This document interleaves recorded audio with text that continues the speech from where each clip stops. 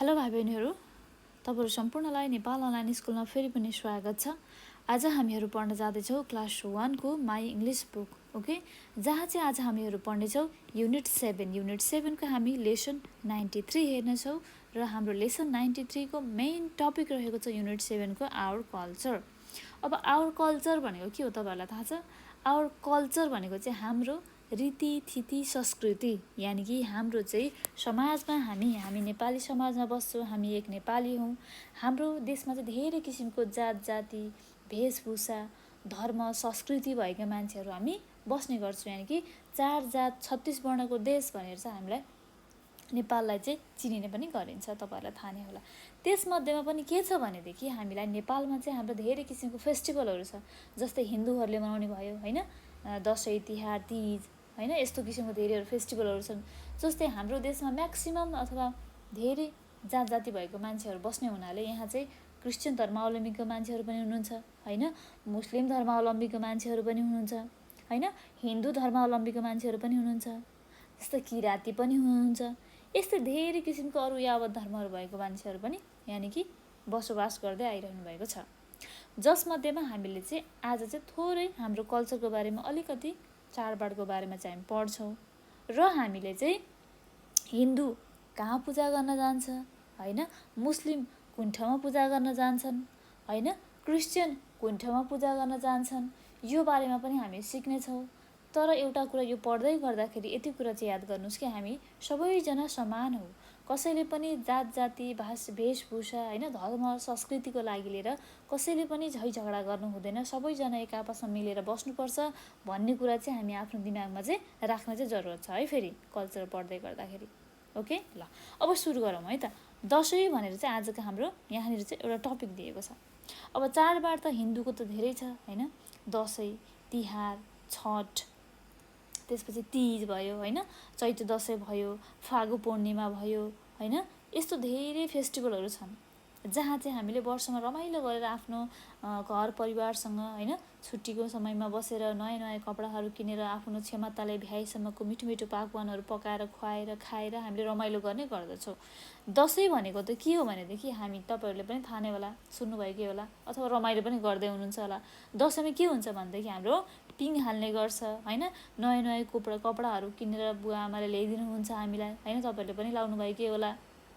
अनि त्यसको साथसाथमा चाहिँ हामीलाई चाहिँ आफूभन्दा ठुलो मान्छेले चाहिँ टीका लगाएर आशीर्वाद दिने गर्नुहुन्छ, जसको कारणले गर्दा चाहिँ हाम्रो वर्षभरिको हाम्रो दिनहरू हाम्रो आउने भविष्यहरू उज्जवल होस् भनेर हामीलाई आशीर्वाद दिने काम चाहिँ हामीलाई दशैंमा चाहिँ बडा दशैंमा चाहिँ हामी आफूभन्दा ठुलोको हातबाट टीका थापेर चाहिँ अगाडि बढाउने गर्दछौँ यो चाडबाडलाई। दशैं भनेको बुझ्नुभयो हैन त? दशैं भनेको चाहिँ वर्षमा एकचोटि आउने चाड हो, जहाँ चाहिँ भदौ नभनौँ असोज कार्तिकमा पर्ने गर्दछ, म्याक्सिमम चाहिँ असोजमै पर्दछ हैन। सुनिराख्नु होला, आफ्नो कपीमा टिप्न पनि सक्नुहुन्छ तपाईहरुले।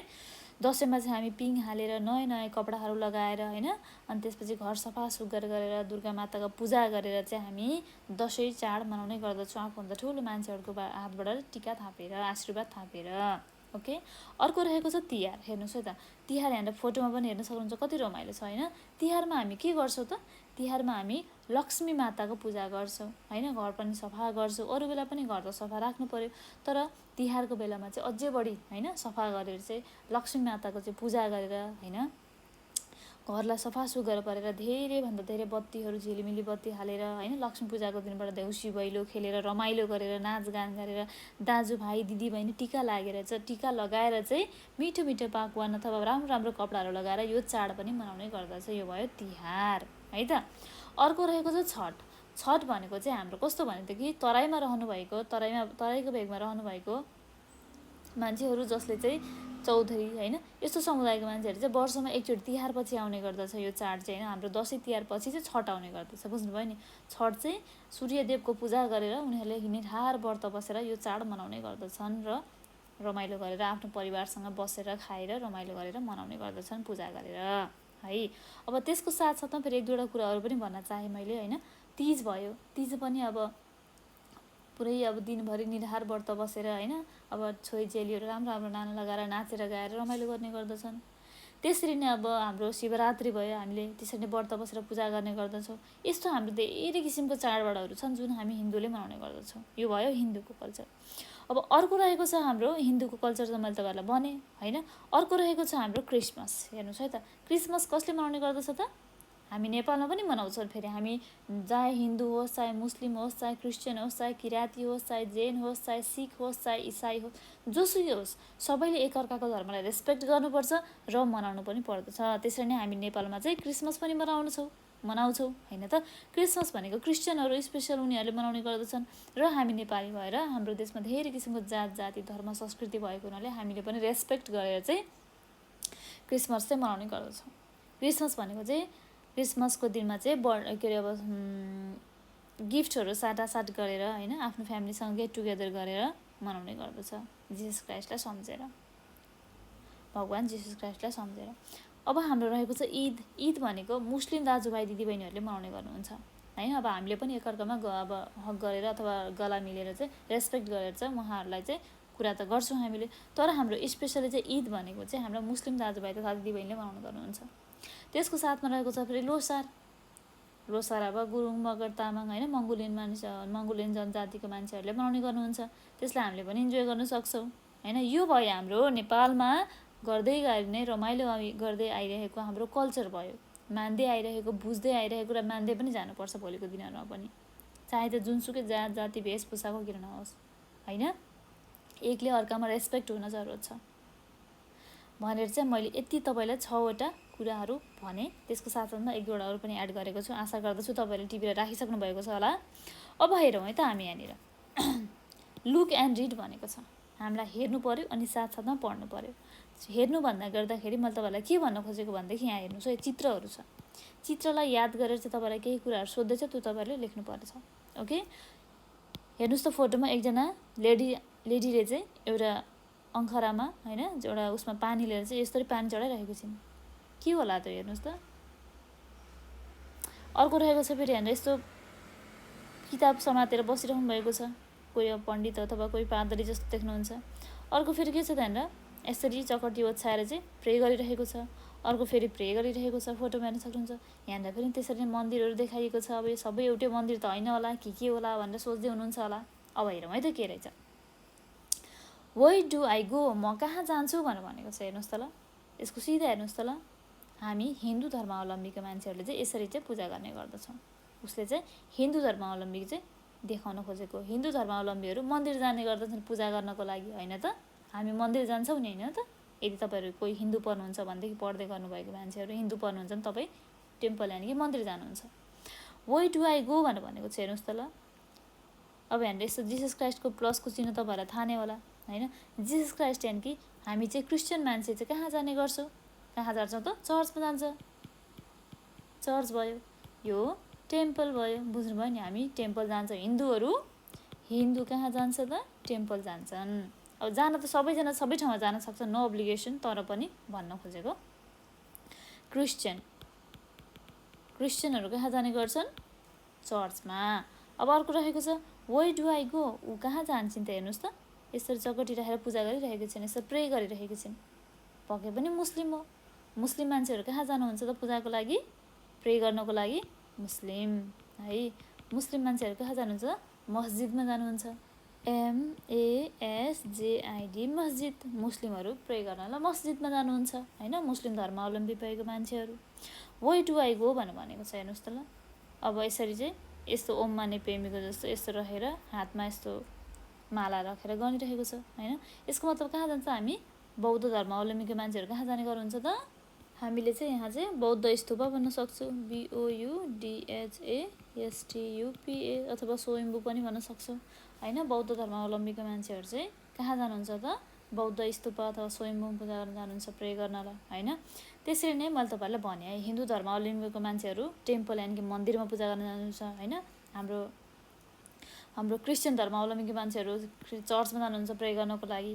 मुस्लिम धर्मावलम्बीको मान्छेहरू मस्जिदमा जानुहुन्छ प्रे गर्नको लागि होइन, मस्जिदमा। अर्को रहेको छ हाम्रो बौद्धिस्ट धर्मावलम्बीको मान्छेहरू, बुद्धिस्ट मान्छेहरू चाहिँ कहाँ जानुहुन्छ त? हाम्रो बुद्धिस्ट धर्मको मान्छेहरू बुद्ध स्तूपा होइन, स्वयम्भू, त्यहाँ चाहिँ गएर चाहिँ बुद्धिस्ट मोनास्ट्रीमा गएर चाहिँ प्रे गर्नुहुन्छ उहाँहरूले ओके बुद्धिस्ट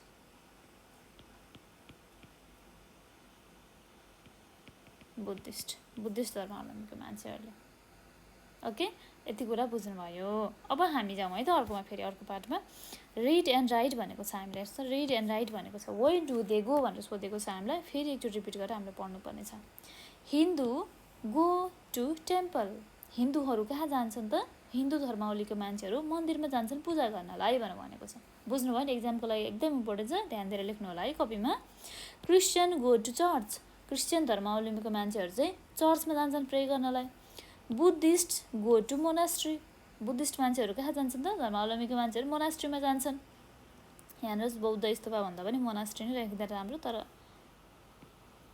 ओके केही छैन हैन यस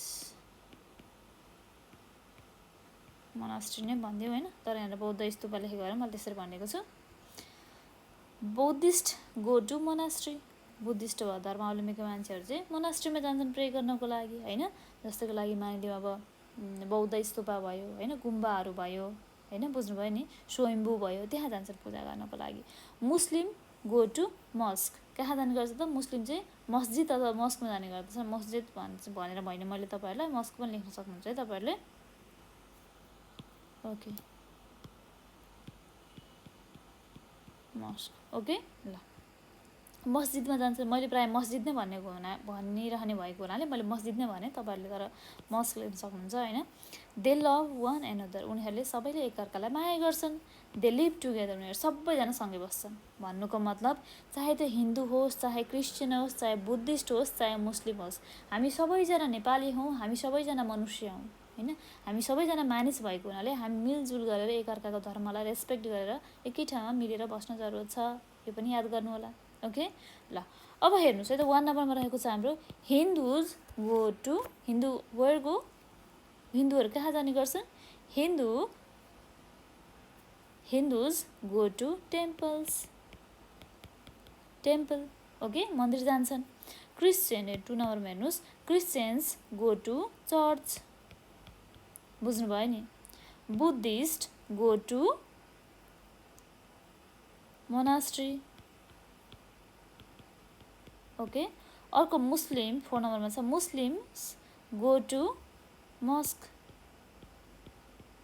ओके यसरी नै तपाईहरुले पनि लेख्नु होला एक्जाममा तपाईहरुलाई पनि आउन सक्छ यसरी नै सोध्न सक्छ अनि तपाईहरुलाई पनि यसरी नै क्वेशन आउँछ कुन ठाउँमा चाहिँ बुद्धिस्टहरु प्रे गर्न जान्छन् हैन व्हिच प्लेस हैन बुद्धिस्ट गो फर प्रेइङ त्यसै अर्को ठाउँ चाहिँ मुस्लिम कुन चाहिँ ठाउँमा प्रे गर्नको लागि जान्छन् यसरी नै तपाईहरुलाई एक्जाममा क्वेशन सोध्न सक्छ जुन चाहिँ तपाईहरुले Hindus go to temple Christians go to church Buddhist go to monastery Muslims go to mosque भनेर याद गर्नुभयो भने तपाईहरुलाई सजिलो हुन्छ okay look and make a word भनेको छ हामीलाई चाहिँ यहाँनिर चाहिँ अलिकति डिसअर्डर वेमा राखिएको छ वर्डहरु चाहिँ जुन चाहिँ हामीलाई मिलाएर लेख्नु पर्ने छ अब लेखौँ है त हामी हेर्नुस् त GEERN छ हेर्नुस् त के होला त यो फर्स्टमा हेर्नुस् त के छ चित्रमा हरियो छ के भयो त हामीले हरियो कलरलाई इंग्लिशमा के भन्ने गर्छौं ग्रीन भन्ने गर्छौं यहाँ लेख्नु पर्यो GREEN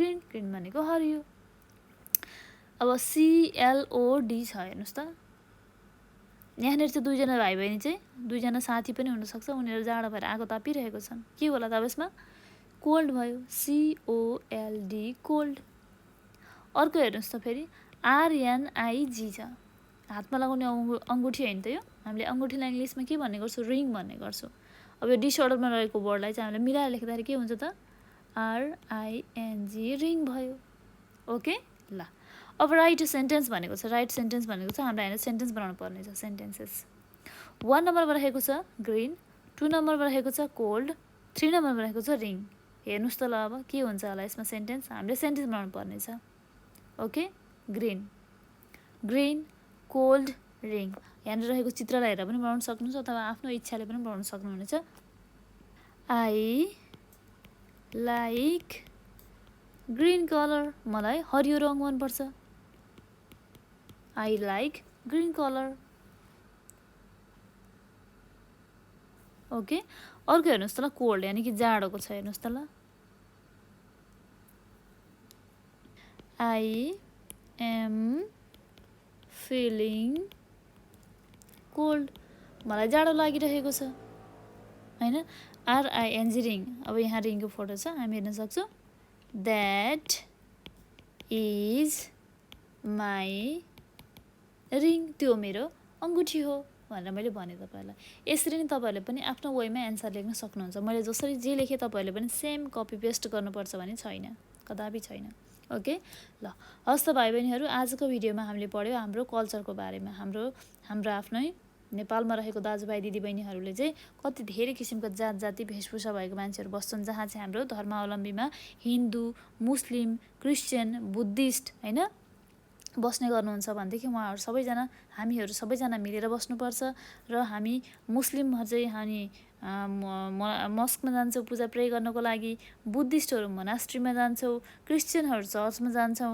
र हिन्दूहरु चाहिँ टेम्पल यानि कि मन्दिरमा जान्छौं भनेर पनि यो कुराहरु सिक्यौं यो कुरा चाहिँ एक्जामको लागि धेरै भन्दा धेरै इम्पोर्टेन्ट छ र हामीले थोरै थोरै फेस्टिभलहरु पनि पढ्यौं हैन यो कुराहरु चाहिँ याद राख्नु होला तपाईहरुले ओके हस् त भाइ बहिनीहरु आजको लागि यति नै नेपाल अनलाइन स्कुललाई हेर्दै गर्नु होला सुन्दै गर्नु होला यदि तपाईहरुलाई कुनै पनि किसिमको कन्फ्युजन भयो कुनै पनि किसिमको कुराहरु सोध्नु पर्यो एजुकेसन रिलेटेड भनेदेखि तपाईहरुले हाम्रो नेपाल अनलाइन स्कुलको यहाँ 8495958895 हामीहरुको यो नम्बरमा कन्ट्याक्ट गरेर सोध्न सक्नुहुनेछ okay thank you so much everyone have a nice day